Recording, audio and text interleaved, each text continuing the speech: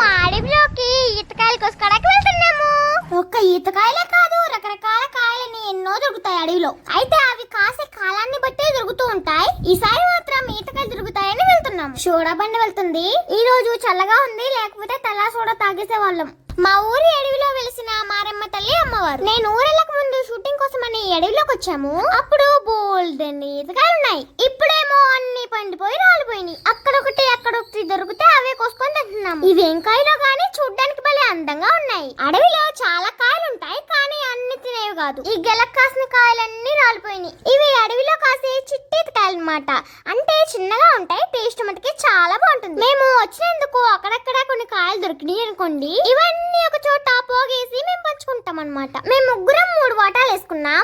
ఎర్రగా ఉన్న కాయలేమో రేపటికి పండుతాయి. ముందవి పంచుకొని తర్వాత పండుకాయలు పంచుకున్నాం. వర్షాకాలంలో పుట్టగొడుగుల కోసం కూడా ఈ అడవికి వస్తూ ఉంటాం. వచ్చినప్పుడు మాకు కావాల్సింది దొరికినా దొరకకపోయినా మేము మాత్రం చక్కగా ఆడుకుంటూ బాగా ఎంజాయ్ చేస్తాం అన్నమాట.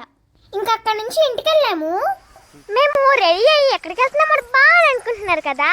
మా వదిన వాళ్ళూరు చెక్కపల్లి వెళ్తున్నామండి. అక్కడ కొత్తగా కృష్ణుడి గుడి కడుతున్నారు. రాబాను ఒక వీడియో తీసుకొని వెళ్ళు అంటే అక్కడికి వెళ్తున్నాను. అంటే మనకి ఇన్స్టాగ్రామ్ లో వ్యూస్ ఫాలోవర్స్ ఎక్కువ మంది ఉంటారు కదండి. మన ఫాలోవర్స్ కి ఉపయోగపడే ప్రమోషన్ వీడియోలు కూడా చేస్తూ ఉంటాను. అలాగే చిక్కపల్లిలో కట్టిన గుడి ప్రతిష్ట గురించి అందరికీ తెలియాలని ఒక వీడియో చేయడానికి వెళ్తున్నాను. గుడి దగ్గరికి వచ్చేసామండి.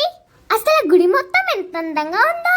గుడి మొత్తం వేసిన రంగులు బొమ్మలు నాకైతే చాలా బాగా నచ్చేసినాయండి. జూన్ 5వ తారీఖు అంటే గురువారం నాడు 8 గంటల 1 నిమిషానికి గుడి ప్రతిష్ట మహోత్సవం జరుగుతుంది. అదే రోజు ధ్వజస్తంభ స్థాపన ఉదయం 10 గంటల నుంచి అన్నదాన కార్యక్రమం జరుగుతుంది. ఈ పక్కనే యాగశాల కడుతున్నారు. 2వ తారీఖు అంటే సోమవారం నుంచి హోమాలు పూజలు మొదలవుతాయి అన్నమాట. 5వ తారీఖు ఉదయాన్నే కోలాటం, విగ్రహ ప్రతిష్ట, ధ్వజస్తంభ స్థాపన, అన్నదాన కార్యక్రమం, సాయంత్రం అయితే నాటకాలు కూడా ఉన్నాయంట.